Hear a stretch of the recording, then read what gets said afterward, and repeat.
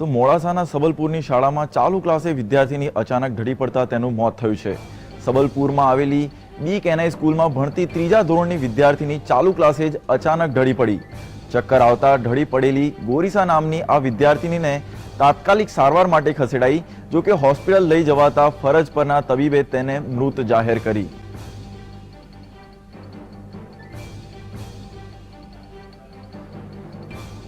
તો મોડાસામાં બાળકી ત્રીજા ધોરણમાં ભણતી ચક્કર આવતા તે ઢળી પડી હતી અને ચાલુ શાળાએ જ તે ઢળી પડી તો તેને સારવાર અર્થે જ્યારે હોસ્પિટલમાં ખસેડવામાં આવી ત્યાં તબીબો દ્વારા તેને મૃત ઘોષિત કરવામાં આવી।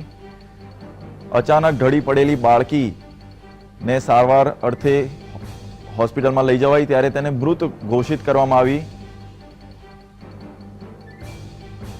અરવલ્લીની આ ઘટના ચાલુ શાળાએ વિદ્યાર્થીનું મોત થયું।